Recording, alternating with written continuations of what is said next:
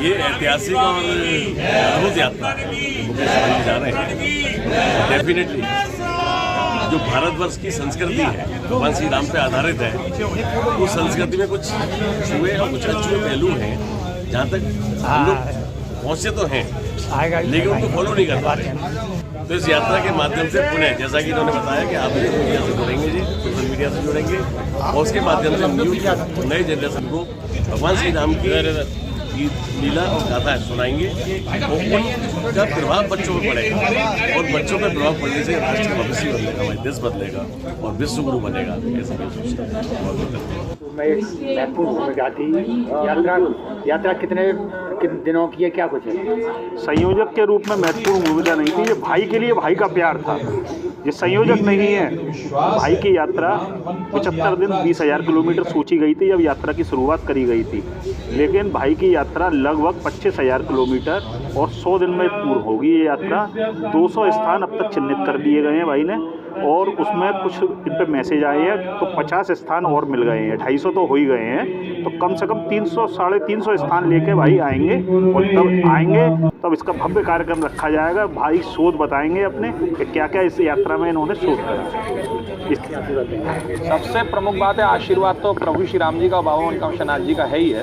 लेकिन इनके मन में एक जो विचारधारा है, जो विचारधारा इनको एक पारिवारिक पृष्ठभूमि के अंतर्गत में इनको अपने माता पिता से प्राप्त हुई कि सबसे प्रमुख बात है कि धर्म क्या है और उस धर्म की यात्रा को जानने के लिए जिस राम को आज से कई वर्षों पहले एक काल्पनिक बताया गया था, अदालतों में राम जिस मंदिर को लेकर के केस चला था, उसी राम के ने उनके मन में जिज्ञासा पैदा की और उस राम को जानने के लिए राम किस पथ पर गए थे, कहाँ गए थे, कैसे गए थे। और हम जब राम वन यात्रा की हम बात करते हैं हमारे पास में कुछ ही यात्राएं होती हैं,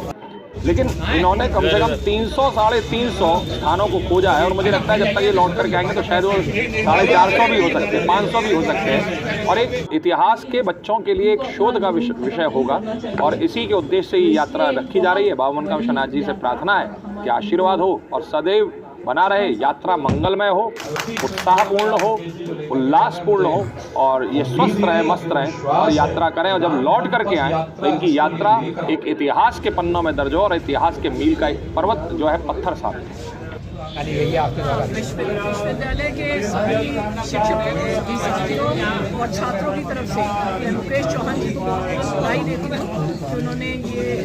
राम वन भवन का जो ये रास्ता है उसके ऊपर 3 महीने तक चलने वाली लगभग 2000 किलोमीटर की मोटरसाइकिल पे ये यात्रा प्रारंभ की है। विश्वविद्यालय के लिए बहुत इम्पोर्टेंट है क्योंकि मैं चाहती हूँ कि छात्रों को ये पता चले कि हमारा सनातन धर्म एग्जिस्ट करता है और कितना पुराना है और आज का जो गर्व करे कि हमारा जो भारतवर्ष है इसके अंदर कितनी पुरानी साहित्य जो भी रामायण है कुछ लिखा हुआ है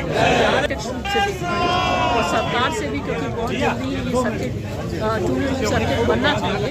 इसके लिए भी ये यात्रा एक बहुत प्रभावशाली कदम है। युवाओं का कैसे मनोबल बढ़ेगा? युवाओं का मनोबल बढ़ेगा। एक तो